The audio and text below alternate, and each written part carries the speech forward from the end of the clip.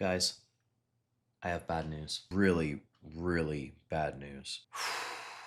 In 1 month, I am going to receive the most brutal mogging of my life. It is said that this man was carved by the Greek gods himself. His essence, his aura is just unmatched. Goes by the name of Rupert, and I have to collab with him in a month. That means that we have to put in some work.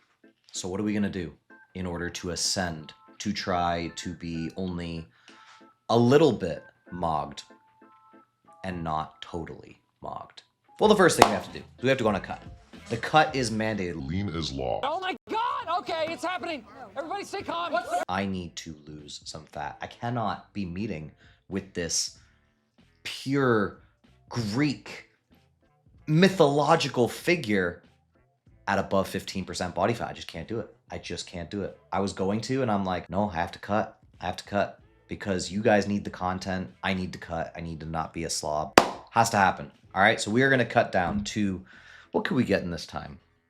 We might be able to get to like 12%, 11, 12% body fat. I'm not going to do anything crazy. I'm not going to put myself on like 500 calories and 50,000 steps in order to make myself under 10%. We're not going to do that. All right. But we are going to get a little bit sharp. And my method of doing that is going to be very simple. I'm going to take a lot of steps. I work on my phone throughout the day constantly. So I'm going to be stepping the entire time. And then we're going to have our calories down to probably somewhere in the neighborhood of like 1,600 to 1,800. Yeah, that brother's starving. Yes, sir, brother. Somewhere in there. It's a very normal range for me when I go for a little bit more of an aggressive cut. If I go for super aggressive, we could go lower, but I'm not going to go super aggressive. I'm going to get most of my stuff done through just getting additional steps. Now, I know a lot of people will be like, well, why not cardio? I don't want to go to the gym and walk on a treadmill. So instead of doing that, I'm just going to make sure that I am on my feet a lot. It's a very, very solid way to lose fat. A lot of people have mistaken this and thought that you must do cardio in order to lose fat. It's just not true. What it is more so a time thing. So if you only have an hour to get in activity, probably makes sense for you to be on the treadmill in order to lose fat faster.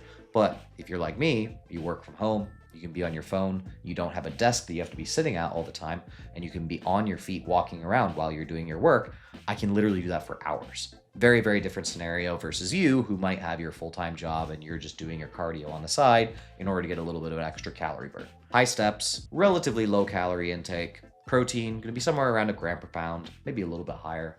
If you guys know me, I actually prefer higher than 1 gram per pound when it comes to protein. But that's not me saying that you have to do that, right? So if I'm over 200 grams when it comes to protein, I'm gonna be completely happy with that. My fat levels will be somewhere around like 40-ish grams probably, but I'm gonna make sure that I'm getting particular types of fats, omega-6s, omega-3s, obviously not too many omega-6s, but enough to keep healthy functions going. And then I'm going to be taking my typical supplements, magnesium, potassium, multi, whatever else. And then creatine, keeping it fairly simple, right? Just stuff that I standardly do. It's not gonna be anything crazy. And then from there, we are going to hopefully not be fat by the time he gets here. Simple as that. Now, I know people will like to say that there's like a lot more that needs to go into it. They'll make it very, very complicated, but we're talking about a 4 or 5 week cut. We're not talking about a prep where I need to plan for the next 20 weeks to know exactly. It's not the case, right? 4 or 5 weeks, fairly aggressive, get in, get out, bada boom, bada bing, done. But That's not the only thing we need to do. We can't just worry about our body fat levels. We also have to make sure, let's see, I got a list here. Yes, I did make a list for this. I have to get more sun. I have to get more sun, right? If I didn't think about that, I would just be in the house all day and I'd be completely pale by the time we got here. I need a little tan, right? This skin needs a little bit more melanin in it. but I will need to be in the sun more, all right? I will need to get more of a tan, and I hopefully will not look like a ghost by the time he gets here. Next, I need to shave. Yes, I am shaving for Clark Kent. I know, crazy, right? Like, I don't even shave for my wife. but I'm gonna be shaving for Clark Kent. Simple reason being, hair blurs definition, right? If you're trying to show off your physique and you have hair on it, that's why every competitor before they go into a bodybuilding stage shaves, right? Oh, this can 2-in-1. Huh. I can make this a video about how to get your best looking, like it can be like a looks maxing video. You get your best looking physique in a month. ChatGPT will have a good title for that, I am sure. Had, in the last week and a half, multiple conversations with GPT-4 that brought me to literal tears. Next, skincare, right? Can't be having like myself breaking out or anything like that during this time. My skincare, honestly, is very simple. I know some people have very, very complicated skincare routines. Me, as long as I'm eating relatively good food and I'm making sure to keep hydrated overall, I will use things like Vaseline. Yes, I know people go, oh no, no, Vaseline is actually making your skin worse in the long run. It's been years and it's been okay for me. People often ask me about my skin. They think it looks pretty good.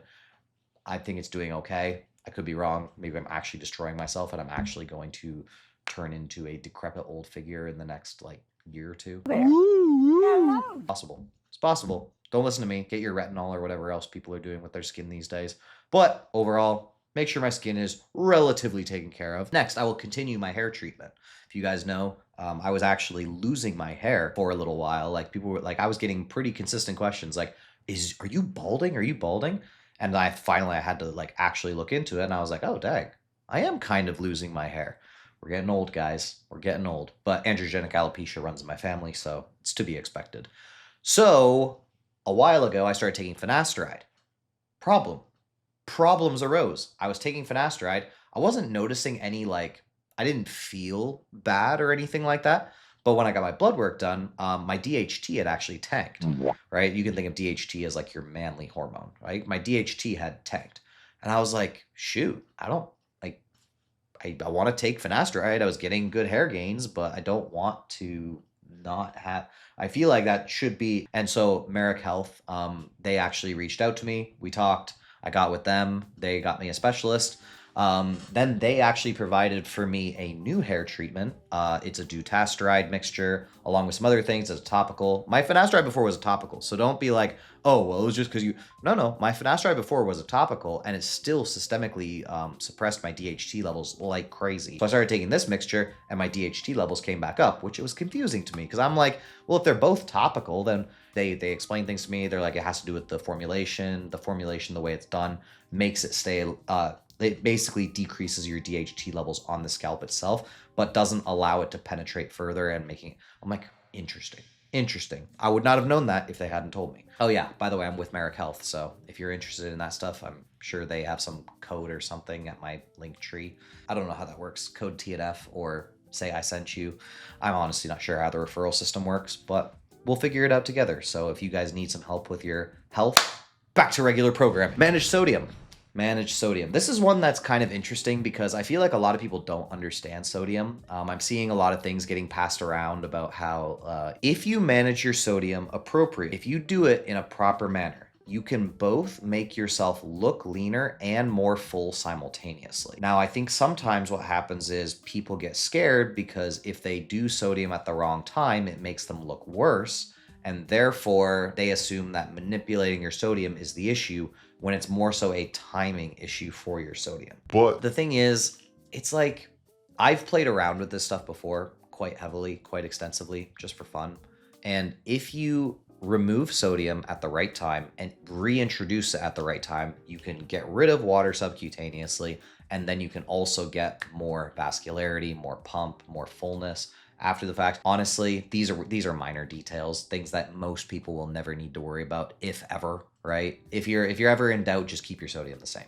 That's what I say, right? Because I had people tagging me in some videos where it was like, oh, you shouldn't manipulate your sodium when it comes to show. I'm like, if you don't know what you're doing, you should not manipulate your sodium leading into show. You should keep it the same because you don't understand how your body reacts to various methods, right? If you understand it, that's where you can start to get into things a little bit more. But overall, you probably have more chance of messing yourself up than you do of enhancing your look. But for me, I know how to manage my sodium effectively. I'll keep things relatively stable. And then if I need to lower at any point in order to just flush out some water or increase it in order to be able to get more full or something like that, I'll manage it accordingly to make sure that our collab can be really, really good. And then maybe, just maybe, I might be able to look like a low tier normie next to Clark. That's my goal.